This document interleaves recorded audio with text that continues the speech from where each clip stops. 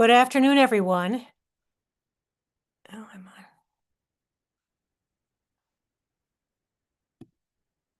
As we wait for people to connect, I want to thank you for joining us for a very timely discussion on the ceasefire between Israel and Hamas and the challenges ahead.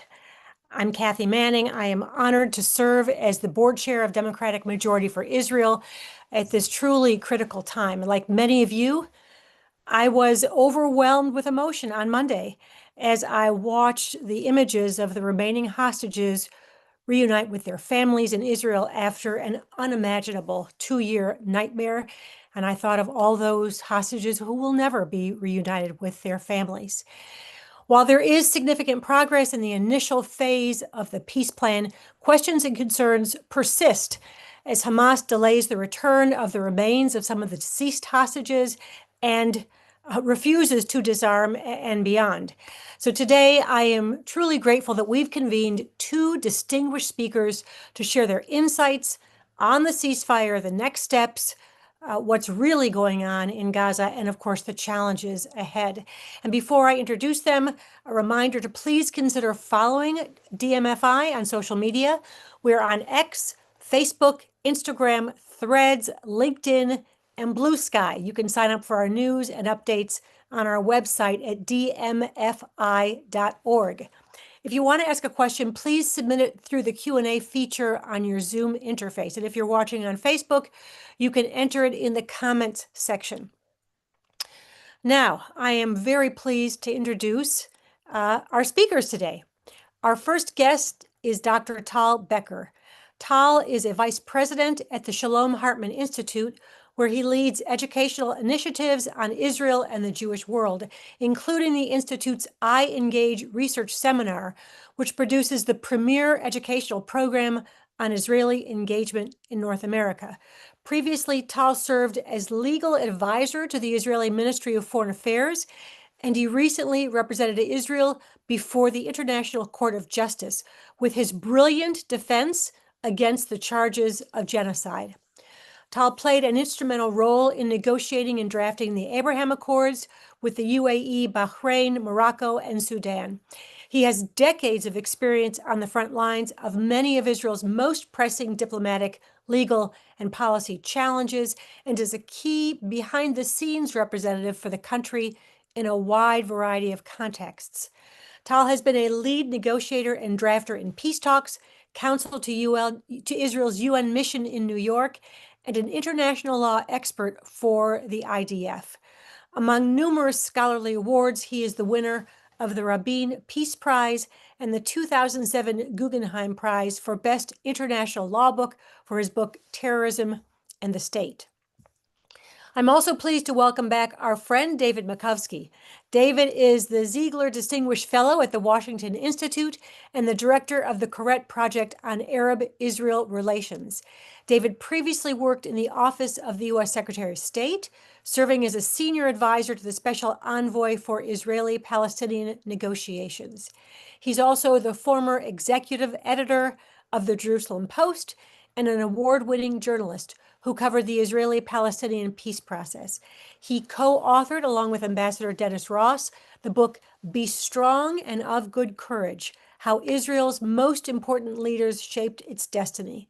We are pleased to welcome David today. So, David, why don't you start us off with your thoughts on the ceasefire and where things stand, and then we'll hear from Tal Becker.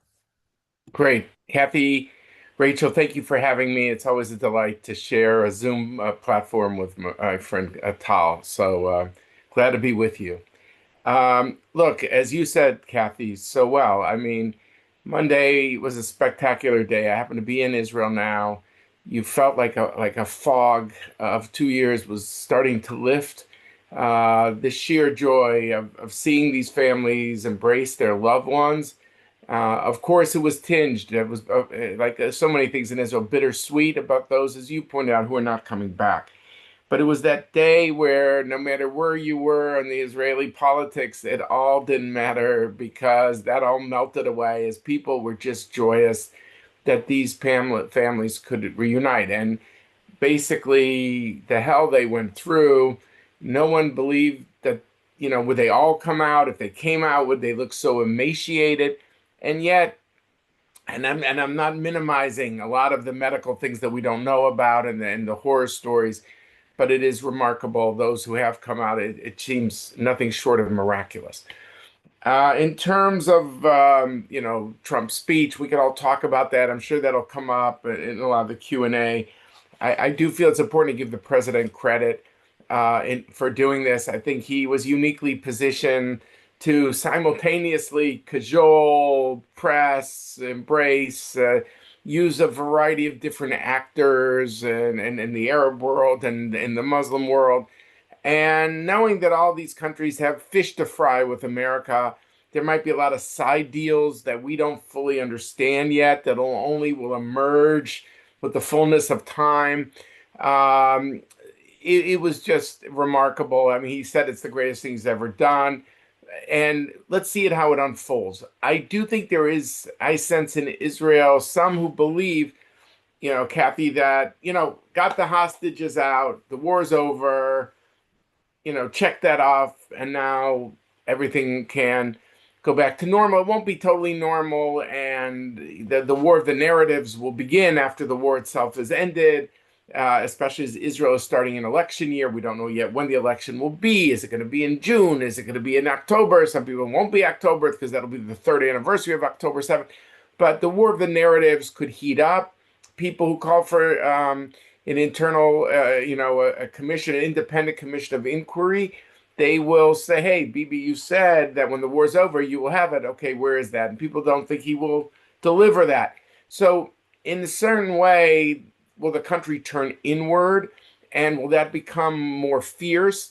Will that sense of unity that pervaded when the hostages came out, will that be lost? As people, start returning to more of some sort of a sense of normalcy, even though that won't be so easy. So we don't know. What I want to really address here in the time I have limited is, and I always want to be humble and saying what we don't know for sure. So let's call it, I don't know, let's call it, just to make it simple for our listeners, our viewers on Zoom, like, let's talk about door number 1, door number 2, and door number 3. Door number 1 is to say phase 2 is going to unfold like it's written in the Trump plan. It's based on the premise that nobody wants to cross President Trump, each for their own reasons.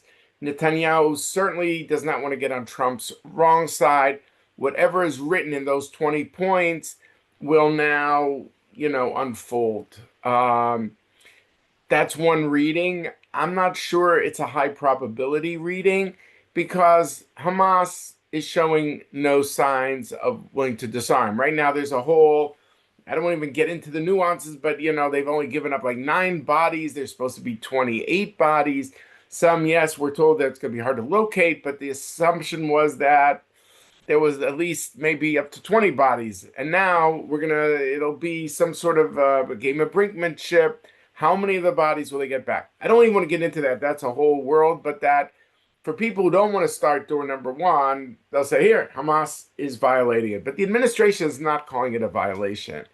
They say it takes time. And it's hard to believe that this president, who's made this his signature achievement, he's somehow just going to let it all fritter away. So while I think door number 1 has got, I don't think it's high probability, but I do think the president will remain committed. I think Netanyahu will be careful not to cross the president.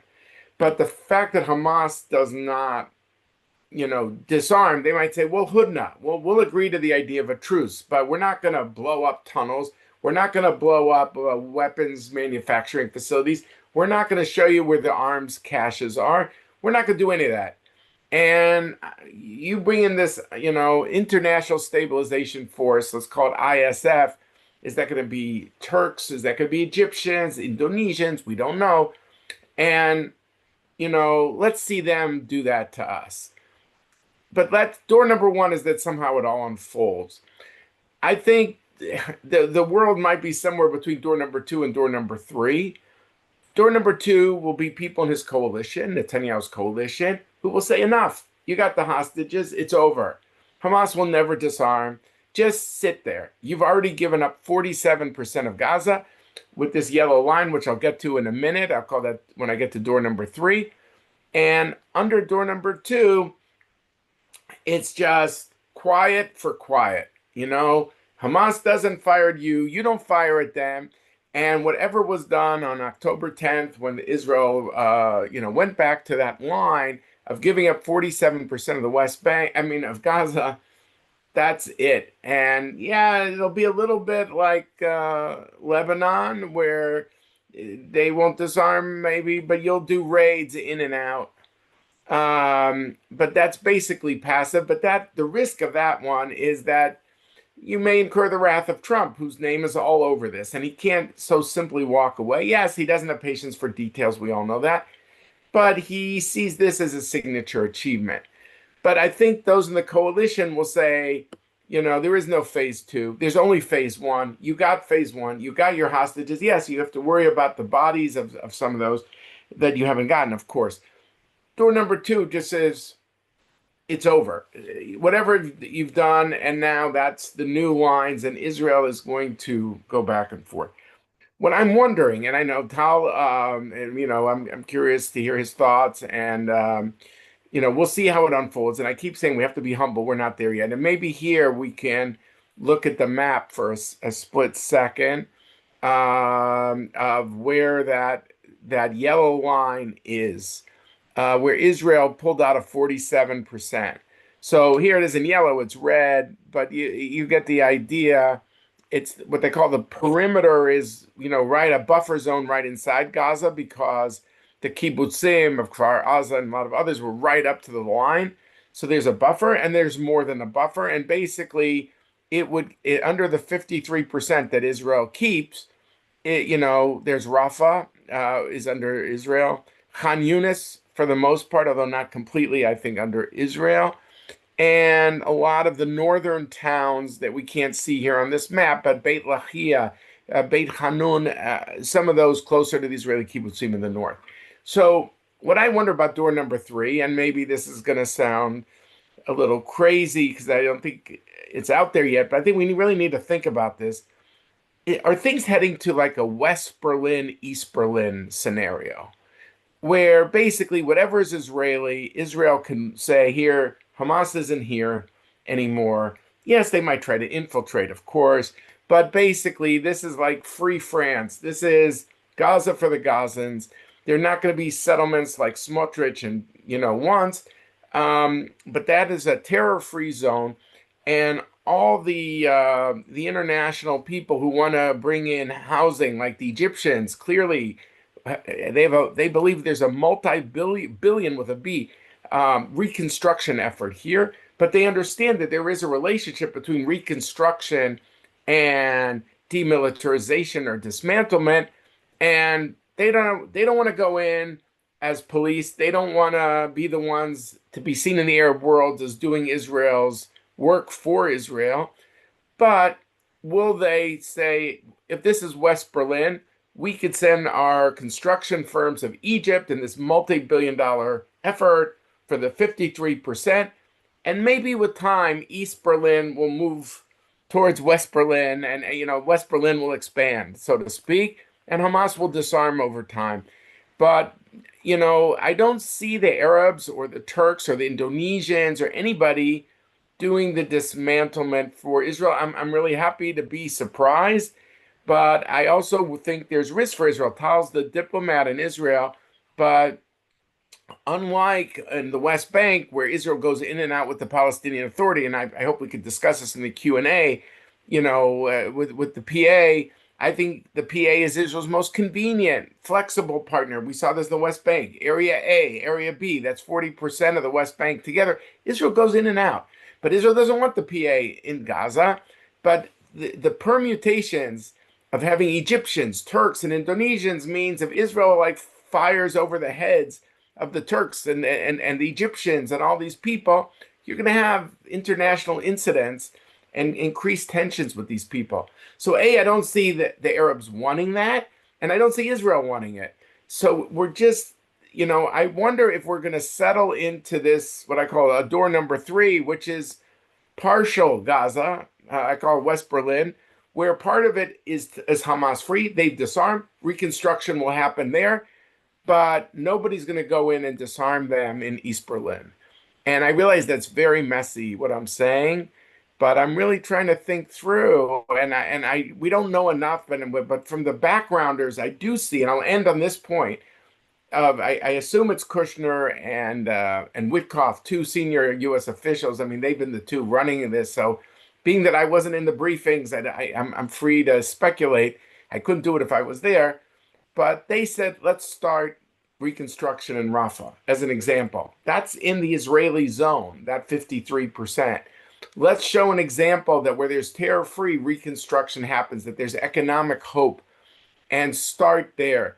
So I wonder if the U.S. and Israel will kind of synchronize on that. Although I am concerned, being in an election year in Israel, that the temptation for Netanyahu to go for door number two and just say, quiet for quiet, we're not moving, and we don't really care what happens to Gaza. We're just continuing. I'm concerned that that does happen, but I think that door number two scenario risks tension with the Trump administration. I think Israel needs to be very careful about that. So why don't I stop here after I've speculated about these three scenarios? But thank you for your time. Thank you, David. Tal, over to you. Thank you, Kathy. Lovely to be with you all, and obviously to be with David, who we have suffered through this conflict together for decades. I'm going to try 4 ideas in 8.5 minutes, if I can do it quickly. The first is what it means that phase 1 has largely been implemented and the hostages have been, the live hostages have been released. I just wanted to focus on one core idea here. The phrase "bring them home," that slogan "bring them home," might appear to an outsider to be a little surprising. Why isn't it "release them now"? Why is it directed towards the Israeli government to bring the hostages home, as opposed to the Hamas who is holding them to release them?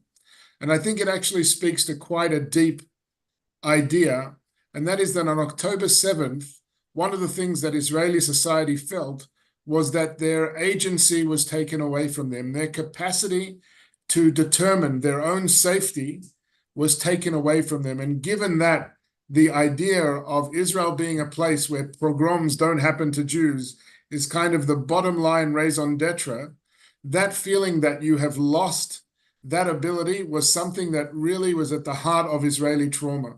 And so the language of "bring them home" is essentially an insistence to restore that agency. And that feeling that Israel is what it promises to be at a minimum to its people, and that is to provide them with security against the threats we face. And I think that these last 2 years have essentially been an attempt to reclaim what we have lost on October 7th, that sense.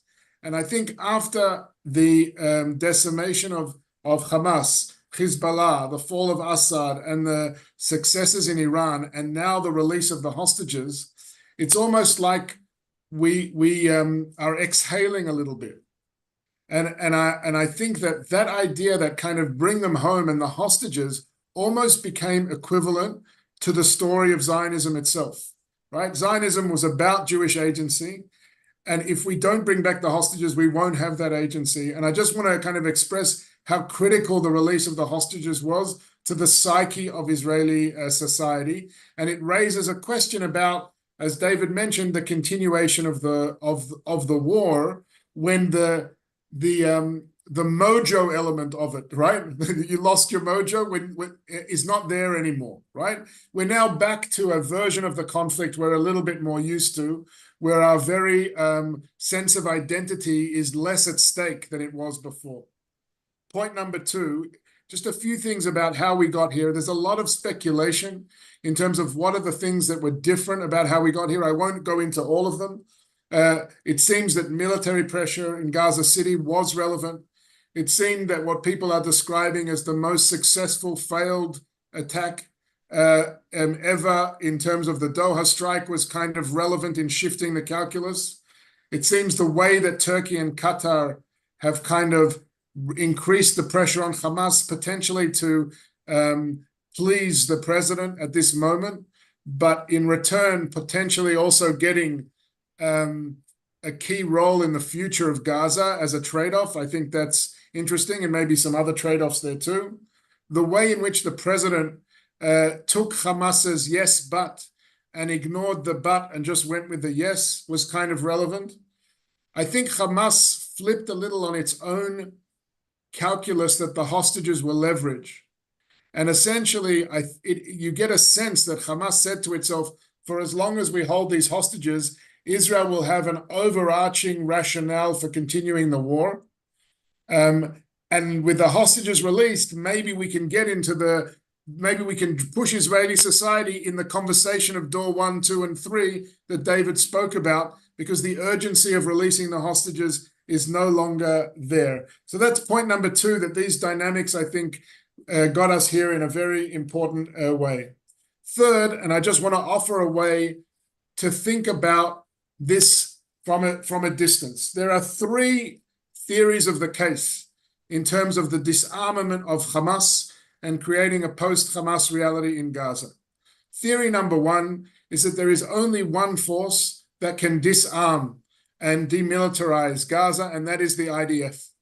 And the IDF, this is a dominant theory that was present throughout the 2 years of the war, especially in significant parts of the Israeli government. There isn't, everybody, the whole world wants Hamas to be disarmed, but there is no force that can do it other than the IDF. And therefore, as painful, as tragic, as horrific as this war is, both Israelis and Palestinians deserve a future without Hamas, and we need to see this through militarily.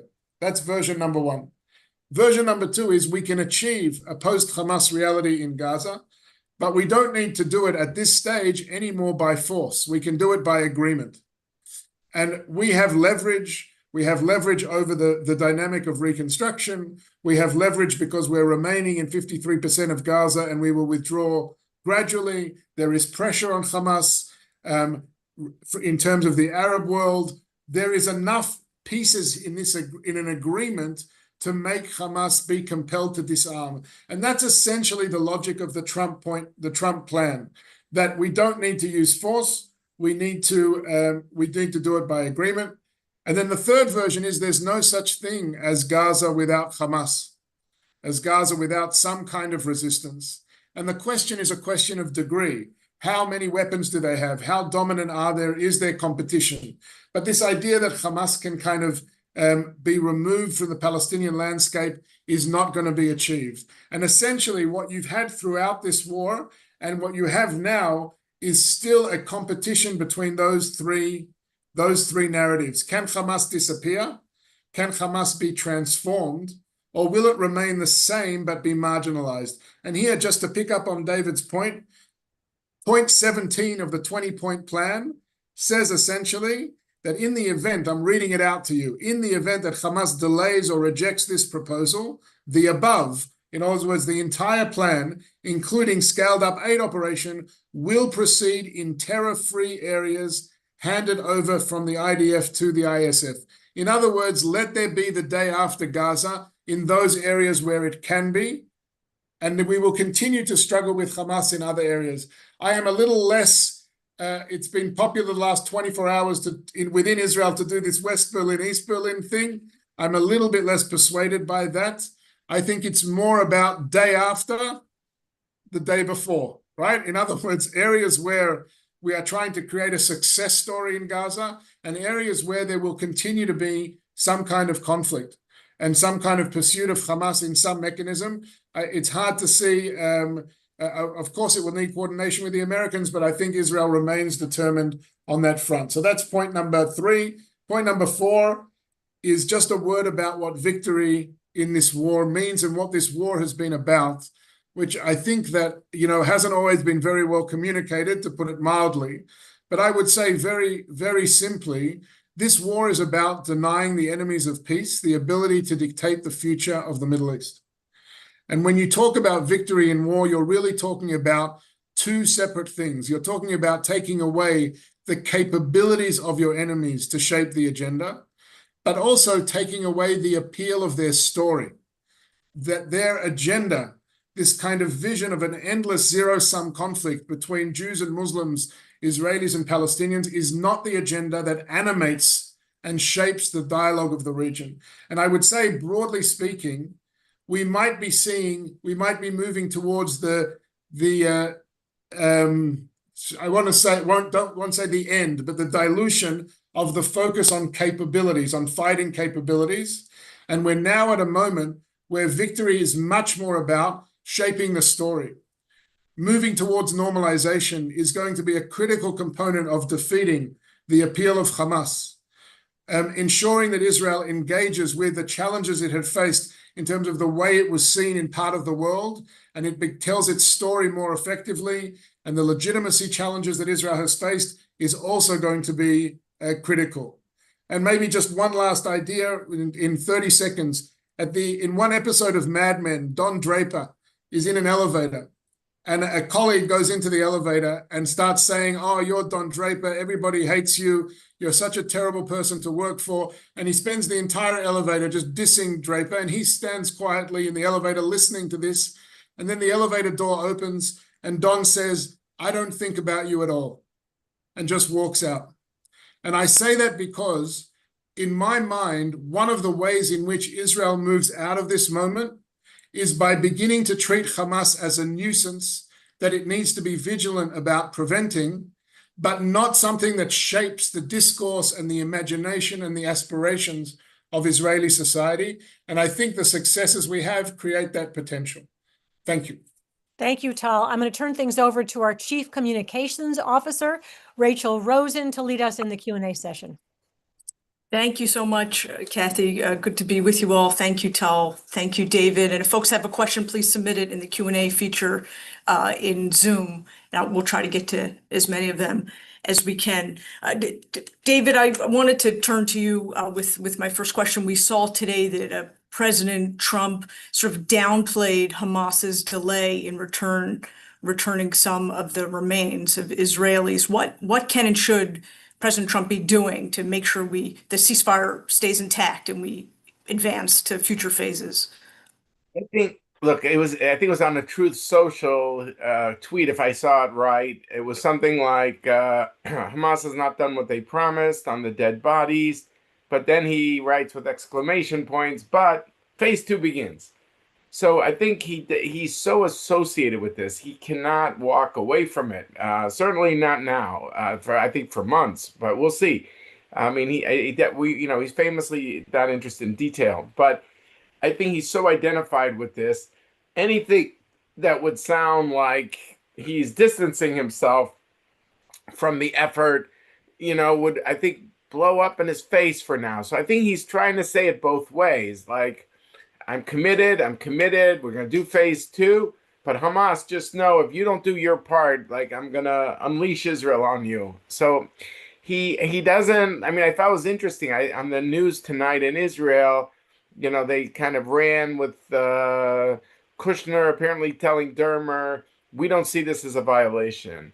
So I tend to think it's like we're in very early days here. And so no one should expect, I think, that Trump is going to do anything but just to say, we're in the transition mode, and these are like birth pangs and things like that. But what I'm more worried about, I mean, obviously we want every loved one, family, to have some sort of peace of mind when they're reunited with the dead body of their loved one.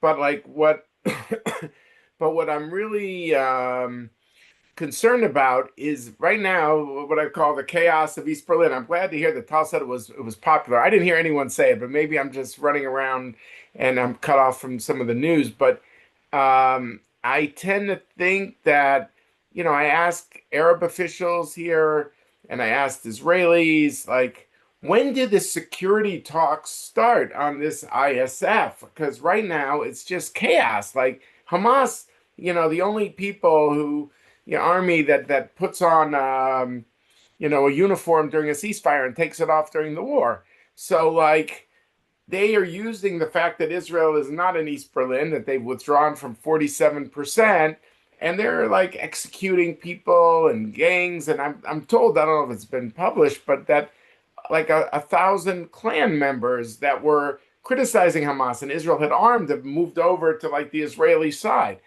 And so, I just worry about vacuums and chaos. And like, so when I ask, a leading Arab official who's been very much at the heart of this, and a leading Israeli official, when do the security talks begin on, who's going to patrol East Berlin, what I call East Berlin, the 47%. He said, well, maybe in a month. I said, a month? So Hamas is going to be able to, wreak havoc for a month with nobody coming in, and that's only when talks begin. And by the way, it's not just an Israeli view. The Arabs said the same thing. So I'm just concerned that, look, Trump flipped the script, and you could argue if Trump wasn't Trump, this would never have happened. I think there's a strong argument. But usually agreements are you agree on all the details, and then you announce the deal. David, I think you are muted.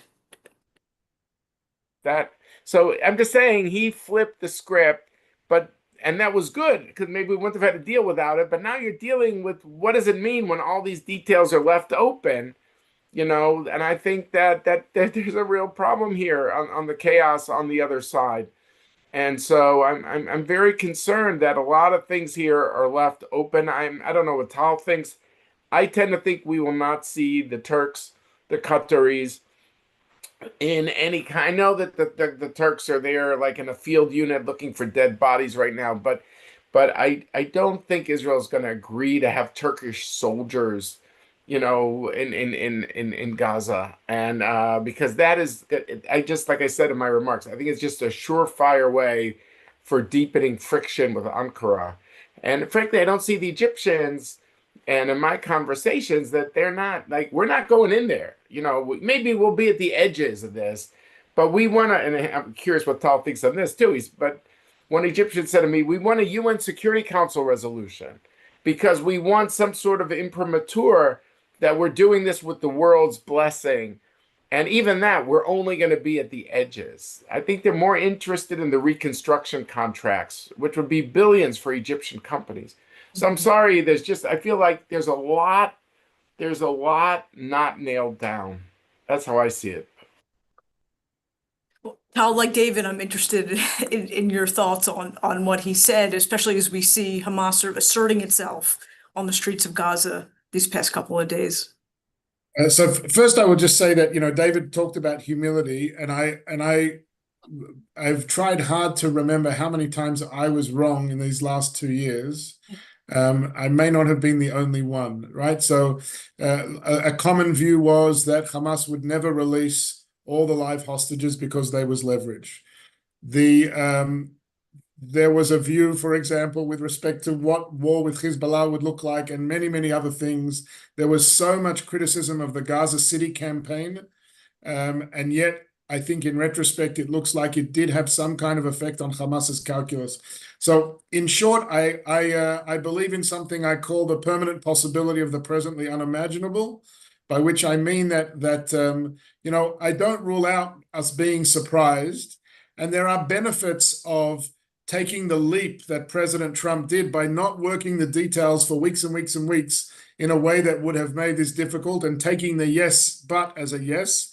And there's the downside that there are a lot of open questions, but I do think that there's a dynamic that we should be ready for things that will surprise us. The only thing I would say to David is, on David's point specifically, is that I wonder whether, given what President Trump has already said, given what the Trump plan itself says, given what Prime Minister Netanyahu is committed to, this idea that Hamas will be allowed to kind of run free in what David calls East Berlin while West Berlin is developed, that's the one kind of picture that I question. I actually think that over time, if that happens, then Hamas may well face continued confrontation with Israeli forces in those areas, even as we try to develop the West. So I don't foresee a situation where Hamas is uncontested in that space going on for a lot of time, given this Israeli government's commitment to disarmament of Hamas. But can I just add real quick, Rachel? When I put forward as West Berlin, East Berlin, I don't mean it to say that Israel just watches, with equanimity. I mean, I think more like Lebanon here too, that like Israel does raids and will go in and out, and that will be maddening to people. They said, well, I thought there's a ceasefire. I thought the war was over. But I could see Israel going in and out. I just think, ironically, but this is something this government will not do, the Palestinian Authority is the most convenient partner because Israel goes in and out with them all the time in area B and even in area A.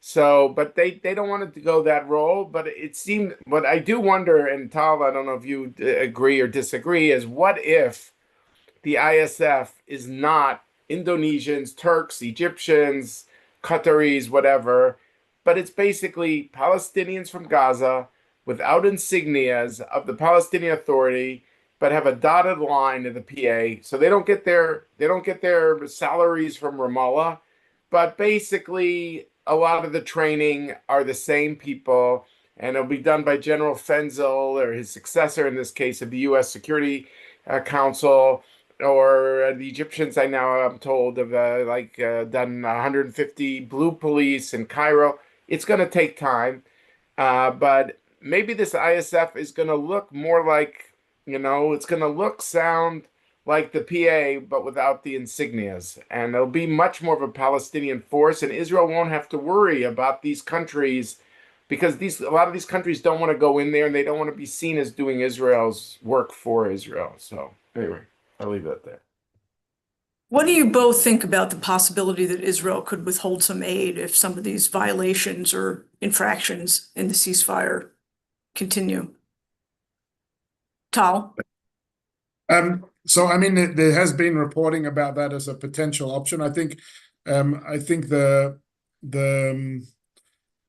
core leverage that Israel has is in terms of the withdrawal issue and on reconstruction, and I imagine that will be much more influential on Hamas than the other issue. So I would hope that that will be the focus in order to. And again, I think it's worth remembering that the greatest threat to Palestinians is Hamas in Gaza, right? And I think what we're seeing right now in broad strokes is that Israel has prevented Hamas from being a threat to Israel in this war, but Hamas remains a threat to Palestinians. Mhm. And the challenge of this plan and the challenge has been going forward, both how do we prevent Hamas from reconstituting itself as a threat to Israel, and how do we enable Israelis and Palestinians to be able to imagine a possible future without Hamas terrorizing both Israelis and Palestinians. And so, in my view, it's a critical component of a much broader thing, which is also in the plan, by the way, in points 19 and 20, which is a political horizon. How do we get to beginning to imagine a different Israeli-Palestinian relationship after all the tragedy and trauma and suffering? And I think that that's really also a critical component of this. We need to, Israel is now really an unquestioned regional power in the Middle East because of its successes. And it needs to ask itself, what kind of regional power is it? And how does it articulate a vision for the way it's going to project its power, not just to the benefit of Israel, but to the benefit of the region as a whole? And that includes articulating a vision for the Israeli-Palestinian relationship, and not just being stuck in the feeling that all we have is to protect ourselves against all these threats. We also have to kind of have the courage to aspire to something as well. Look, I agree with Tal about on the humanitarian aid. I don't think Israel will mess with food issues, given the sensitivities, not just in Washington, but around the world about that. But I can imagine when it comes to reconstruction materials and the like, and they'll say that's dual use, and there'll be other things. And again, where is Hamas dominant or not? I could see that as an issue, yeah. To get to Tal's point also, if it's okay, Rachel, about how do you build on success? I had an Arab friend who was an academic but we were talking, and he says, it's amazing what Israel's achieved militarily. There's no one in the Arab world that is not impressed with what Israel has succeeded in the region. And it's clearly the strongest power in the Middle East. And we in the Arab world, we don't like to boast about Israel because there's nothing in it for us to boast about. But we know it, and we're not stupid, and we're aware of that. But sometimes Israel is a little bit like somebody in Las Vegas who is winning, in all these poker tables and has accumulated a lot of chips. And to us, we wonder, does Israel ever cash in the chips? Does Israel ever, I would phrase it as, does it try to transform, its battlefield successes into enduring policy achievements? I think actually with Lebanon, Israel actually did in many ways.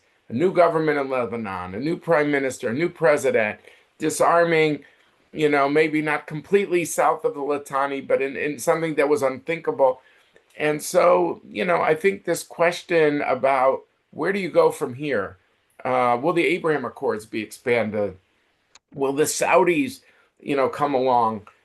I don't know. I think clearly Trump is going to keep dangling that. Once you're out of Gaza, the sky's the limit for Israel. But will it? I mean, the Saudis will say, yeah, but you have to do something on the Palestinians. Is this government going to be able to do it? And in an election year, might seem unlikely. But I agree with Tal. We should be, reserve the right to be surprised. And maybe there are things that, like here, the Indonesian president seems like was just about to come to Israel. And that would have been amazing. But Prime Minister Netanyahu also decided there was a last minute invitation of the Egyptians to come to Sharm el-Sheikh, and Netanyahu decided not to go. Did he think it was an ambush? Did he not want to shake Abbas's hand? Whatever. And suddenly the Indonesian president seems to have pulled back. So there could be surprises. I tend to wonder, and I could be, wrong, obviously, did the Saudis say, look, let's wait to see how the Israeli elections shake out. We don't have to do this immediately. There are other things Trump can work on. It doesn't have to go to the granddaddy or grandmother of all Super Bowls, if I'm mixing metaphors here, of normalization. There could be a lot of stops on the way. Thanks, David. Tal, question for you from Harriet. How can Western Europe be persuaded that Hamas is evil and not simply a distraction? What do you think about how Hamas is viewed in the international community? Well, I mean, the story that I think, particularly those Western European countries that recognize Palestine tell themselves is that the reason why there is Hamas is because of the absence of a Palestinian state. And they, I think, tend to look at Hamas through the prism of kind of the political terrorist organizations that they have known, and the example kind of the IRA or something like that, that if you kind of satisfy what is a reasonable political demand from their perspective, then you can somehow assuage it. And there are so many, I think, profound misunderstandings about this conflict embedded in that.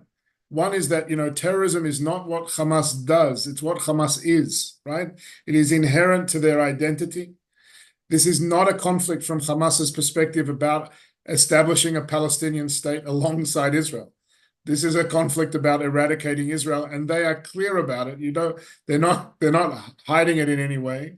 And so the dynamics in Western Europe feel shaped by, I think, a combination of domestic political agendas and what seems to be socially acceptable, which is essentially in the way in which I think that progressivism of a certain kind has kind of taken over liberalism in a way that prevents countries from being able to defend themselves against terrorist groups who want to use your obligation to the law against you, and a real misunderstanding of the way this conflict is operated. I was there when Israel offered a Palestinian state, and pretty much every time I was there. So yes, you may have quibbles about how it was done, but I think it really misunderstands the nature of the conflict, which is for as long as Palestinians have a narrative about Israel that it is either an affront to Allah and Islam and has to be eradicated, or it's a kind of colonial presence that has to be delegitimized and attacked through decolonial means, they're going to find an Israel that will not be able to ever satisfy. And so I think that there's just some fundamental misunderstandings. And I might add one more to it, because a lot depends in this conflict on what is your source of information. Where do you get your information to understand what the facts are? And I think in Western Europe, there is still a deep attraction to the UN as a source of authority and credibility for information on the ground. And I say this with pain, but I do not think that the UN deserves the halo of credibility that it's given by a lot of Western countries. So often, its findings, its resolutions, its agenda is shaped by politics. So much of it is the mafia writing the criminal code. And then after that, you get this kind of, oh, but the UN said, and that's my source of information. And I think that that is also a real challenge. So there's a whole set, domestic politics, misunderstanding the conflict, the wrong prism through which to look at the conflict, which happens in the US as well, in my view. And the way what are your oracles for knowing what's going on? That's also a big challenge. Thanks, Tal. David, I have a question for you, and it touches on your opening remarks and what you said about the PA. Deborah asks, how realistic is it for a reconstituted PA to govern both the West Bank and Gaza? It's a great question. And, I think with this government, the PA will not, do it, because this government sees its identity as no PA. Bibi keeps saying Hamastan, Fatahstan, Fatah being the PA. They're just, each one is bad. And so, I think it's a mistake to look at it that way, but I don't think this government's going to change. And I think there's a little bit of tiptoeing around it, which is, here there might be PA people at the Rafah border crossing with the EU BAM and some others, but they won't have, who knows, they'll have insignias, and they might train Palestinians, but they won't wear the same uniform, and they won't get their salary from Ramallah. And I think there's going to be efforts of the international system and by President Trump to not force Israel's hand that way, and saying, we're not going to get into this now. We're just going to try to focus on greater stability, economic reconstruction, and the like.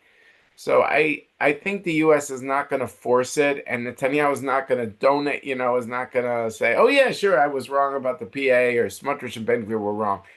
He can't right now. So I think everyone is tiptoeing around it, but I think that is still the central paradigm, is PA, Palestinians, Gazans maybe, without the insignias. But I think, frankly, like I've said, and I don't want to, beat a dead horse, I think that is easier for Israel than dealing with Turkish soldiers, Indonesian soldiers, where every misstep could lead to an international incident because Israel fired in a certain way and there was collateral damage, and it's just a headache. And I was talking to one Arab official who I said, are you concerned about Turkish soldiers and things like that? And he said, David, we are relaxed. And I said, why are you so relaxed? You want the Turks? He goes, no, hell no, we don't want the Turks. But we completely rely on Israel for this one. Israel will never allow it. So it's just interesting how, in a certain way, the Arabs, too, they understand, I think, in some ways, how, on certain things, what is the room to maneuver? And I don't think they're trying right now, because they're more fearful of Trump than anything else. They're not trying to push Israel into a corner in a way to do something they know that this government cannot do. Thanks, David. Tal, I'm not sure if you wanted to add anything to that, but I also wanted you to maybe predict in a year from now, what do you think the region could look like? Maybe you give us an optimistic view, maybe a practical view, or both. Yeah, so one thing to David, and then I'll respond to that. I would just say that, remember, many of us said the hostages, many people thought the hostages wouldn't be released. And now I see a pattern of people saying, well, Hamas probably won't disarm. And that may be, but I still think when you read the 20-point plan, I encourage everybody to read it. And what it demands of Hamas, what it demands of Hamas's regional partners to deliver, and you listen to the language of Netanyahu and Trump as well, I think it's not so easy to kind of settle for something less. So I just would say that, first of all. To your question, Rachel, I would say I describe this as the miracle, meltdown, or muddle through options, right? But for a change, the miracle options feel a lot more possible now because, frankly, the Iran and its proxies have been set back in ways that people really did not imagine. And I do see opportunities for reshaping security, prosperity, and peace across the Middle East in ways that we could not have imagined before, to the benefit of the US, to the benefit of Israel, and to the benefit of Palestinians and peoples throughout the region, most of whom do not want to live in Iran's Middle East, right? So in the core battle of the region between kind of the extremist chaotic forces, whether Sunni or Shia, and the forces of stabilization, have amazingly some serious momentum now and serious capacity. I think that the initiative that began under the Biden administration, for example, of the IMEC corridor, of linking India through the Middle East into Europe to compete with China in terms of trade and infrastructure and a supply chain route provided by American allies throughout, that I think is a real opportunity to develop in that scenario. I think over the next years we can see progress in normalization. I think we can see progress with Lebanon, potentially stabilization with Syria of some kind, continuing trouble for Iran, and potential breakthrough in normalization with Saudi Arabia over the next period. I'm not sure within the next year, but we'll see. In my mind, normalization with Saudi Arabia is the diplomatic equivalent of dismantling Iran's nuclear weapons program. Because what it does is essentially say the custodian of Mecca and Medina does not think that Jews are infidels or that Christians are infidels, does not think that a Jewish state is something that needs to be opposed to. And in that way, I think it has a really important impact. And personally, I think it is critical also for Israel to emerge from this moment with a plan for how to improve Israeli-Palestinian relations, as difficult as that may be, stabilize economic prosperity and so on. So the miracle scenario is less of a miracle and more within reach than I think. There's the meltdown scenario, which we all know, but I'll leave that to my more pessimistic Israeli colleagues to describe. And the muddle through scenario is what we do. Our adversaries are not going away. There'll be progress in some places and more complexity in others. That's been Israel's story throughout. But I actually think there's more hope for those breakthroughs today than there has been in many, many years. That's really good to hear. Yes, David. I disagree. Look, I agree with Tal on this. I really think what he said about the forces of stabilization, this was a sense of where the coalition of pragmatists won over the coalition of extremists. And I think that gives people hope. And I mean, the idea of someone would say to you a year ago that there could be a security agreement between Syria and Israel, that the Syrian foreign minister would be meeting routinely with the top Israeli cabinet minister, and that's public knowledge. Or in Lebanon, here too, that Hezbollah would not dominate the way it did for 40 years. There's hope here, and I do think the Saudi normalization thing is not a crazy idea at all. I think it might have to be a configuration of governments, even if Netanyahu wins, but with a different configuration, I think it's possible. And IMEC is a beautiful idea that American Jews have never heard about, but it's what Tal is saying is really important. This idea of a Middle East corridor for Middle East integration. And by the way, something President Biden also talked about a lot at the Arab League summits and at the G20. This is a rare sense of bipartisanship. Trump and Biden couldn't agree what day of the week it is, or if it's light or dark outside, but they agreed that regional integration was a worthy American national interest, and weaving together allies and friends of the United States. And so I think, we don't want to get ahead of ourselves. here, but I don't think we shouldn't be so pessimistic. I I wanted, think there's Rachel, some. if I could, just one last thought about this. I've been involved in so many negotiation efforts, and one of the insights I took away from that has been, and I've shared this with American officials over the years, that the most important thing when you're doing foreign policy is not your plan for change, right? It's actually whether you can generate a belief in the possibility of change. And I'm looking at the region now, and I'm hearing and seeing Lebanese and Syrians and Iranians and Israelis and Saudis and some Palestinians for the first time in a long time believing in the possibility of change. And that is something the region hasn't known for a very long time. We have to have the wisdom to capitalize on that, and also the realism to know that there are still adversaries out there who are going to try to spoil that. But what you sense in the region is the potential for transition, not just in a negative direction, which is the way the Middle East usually analyzes its situation, right? For the first time, just because everything is uncertain, everything is also possible, but including the good stuff. Thank you, Tal. Thank you, David. Glad to leave it on an uplifting note, and I'm very pleased to turn it over to Brian Romick, our President and CEO. Thank you, Rachel. I wanted to thank Tal and David for their insights and analysis. We couldn't ask for more knowledgeable or thoughtful experts to help inform our supporters. With the ceasefire taking hold and the hostages home at last, we're optimistic that we've entered a new and critical chapter for Israel, for the U.S.-Israel relationship, and for the Democratic Party. While I believe that the fundamentals of our party's support for Israel are strong because they are grounded in shared democratic values, mutual security interests, and have endured for more than 75 years, we know that many challenges remain. This is a historic moment and a critical time to strengthen and grow support for the U.S.-Israel relationship within our party. As the home for pro-Israel Democrats, and with your help, DMFI is positioned to lead this effort. Your support for DMFI helps us continue these public briefings, educate Hill staff, and get our pro-Israel messaging to Capitol Hill. Please go to the QR code on your screen or to our website and make your 2025 gift to DMFI today. Thank you for joining us.